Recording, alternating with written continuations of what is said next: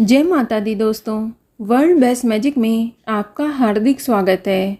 कैसे हैं आप सब? ये बताने के लिए कमेंट बॉक्स में जय माता दी ज़रूर लिखें। दोस्तों, आज हम इस वीडियो में बात करेंगे नवरात्रि में बोए जाने वाले ज्वारे यानी जौ के शुभ और अशुभ संकेत क्या हैं। किस तरह से हम जवारों से अपने भविष्य से जुड़े संकेतों को जान सकते हैं। दोस्तों, जवारों का रंग बताता है कि ये हमारे लिए शुभ है या अशुभ। अगर जौ का रंग शुभ संकेत देगा तो ये बहुत ही अच्छा माना जाता है, लेकिन अगर जौ का रंग अशुभ संकेत देता है तो आपको क्या उपाय करना है जिससे कि आपको भविष्य में किसी भी तरह की कोई प्रॉब्लम ना हो। इसलिए आप इस वीडियो को लास्ट तक अवश्य देखें। लेकिन अगर अभी तक आपने हमारे चैनल वर्ल्ड बेस्ट मैजिक को सब्सक्राइब नहीं किया है तो जल्दी से सब्सक्राइब करके बेल आइकन दबा दें। साथ ही इस वीडियो को लाइक करें और ज़्यादा से ज़्यादा शेयर करें। तो आइए शुरू करते हैं। दोस्तों, नवरात्रि के प्रथम दिन कलश स्थापना करके जवारे बोए जाते हैं और इसी के साथ 9 दिनों के नवरात्रों में देवी भक्त पूरे विधि विधान से माँ दुर्गा की आराधना करते हैं। आपको बता दें कि नवरात्रि में जौ बोने के बहुत से लाभ हैं।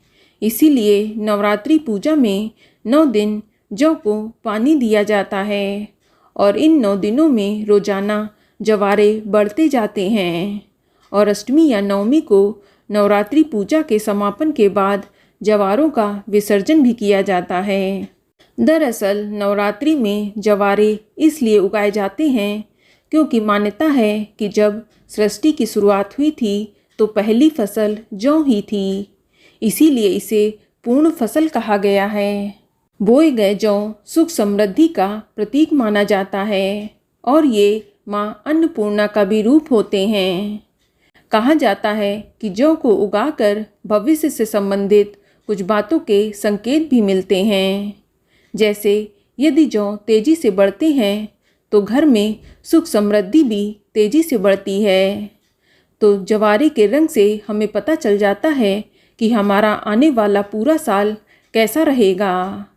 दोस्तों, नवरात्रि के पहले दिन ही कलश स्थापना के साथ ही जौ बोए जाते हैं।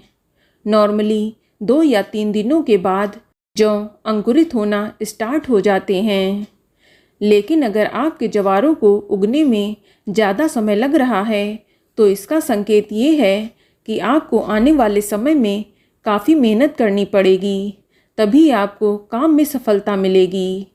जौ का देर से उगना एक अशुभ संकेत होता है, लेकिन वहीं यदि आपके जवारे 2 या 3 दिन में ही अंकुरित हो जाते हैं तो ये बहुत ही शुभ संकेत माना जाता है। और अगर अंकुरित जौ का रंग नीचे से आधा पीला और ऊपर से आधा हरा है तो इसका मतलब ये होता है कि आपके आने वाला साल का आधा समय ठीक नहीं रहेगा, लेकिन बाद में सब ठीक हो जाएगा। यानी अगर आपका कोई काम रुका है तो देर से ही सही, लेकिन वह पूरा हो जाएगा।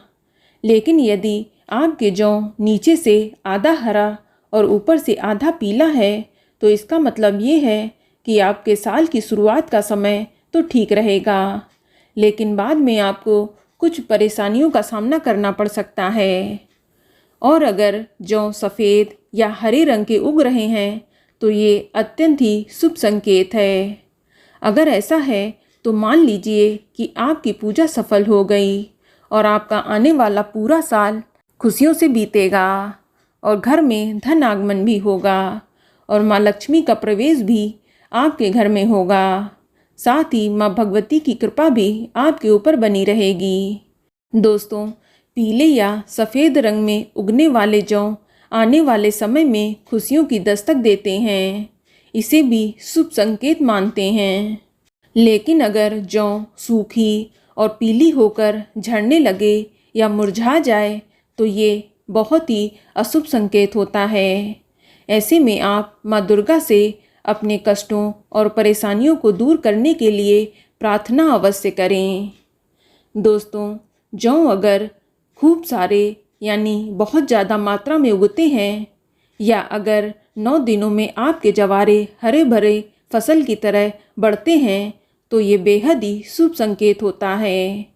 इससे आपकी पूजा सिद्ध हुई और माता रानी की कृपा से आपके घर में सुख समृद्धि बढ़ती रहेगी।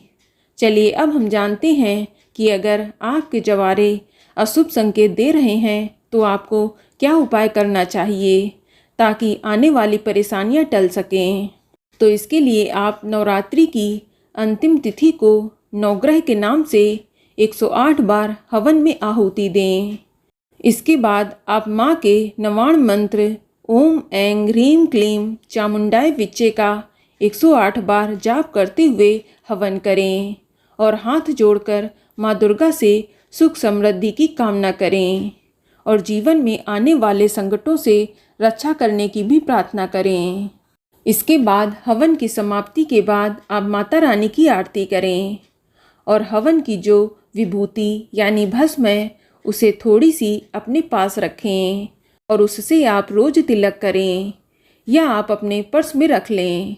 इससे आपको माता रानी की कृपा अवश्य ही प्राप्त होगी और आपके जीवन में आने वाली परेशानियों का भी अंत अवश्य होगा।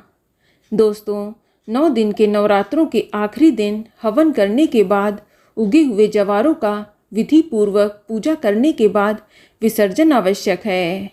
इस तरह से नवरात्रि के पर्व का समापन होता है। चलिए अब जानते हैं कि आखिर जवारों का विसर्जन किस प्रकार करें। तो सबसे पहले आप कलश हटाएंगे, फिर जवारे के पात्र से 5 या 7 जवारों की पत्तियां तोड़कर माँ दुर्गा के सामने रख दें। फिर थोड़ी देर बाद आप इन जवारों की पत्ती को उठाकर अपने धन स्थान या तिजोरी में रख लें। इससे आपका घर सदैव धन धान्य से भरा रहेगा और बाकी बचे हुए जवारों को आप किसी बहते हुए जल या नदी में विसर्जित कर दें या आप जवारों को पीपल या बरगद के पेड़ के नीचे भी रख सकते हैं। इस तरह से आप जवारों का विसर्जन करेंगे। तो दोस्तों, ये जानकारी आपको अच्छी लगी तो कमेंट में जय माता दी जरूर लिखें और अगर आपका कोई सवाल हो तो उसे कमेंट बॉक्स में अवश्य पूछ लें और इस वीडियो को लाइक करें, शेयर करें और साथ ही साथ चैनल को सब्सक्राइब करें। धन्यवाद।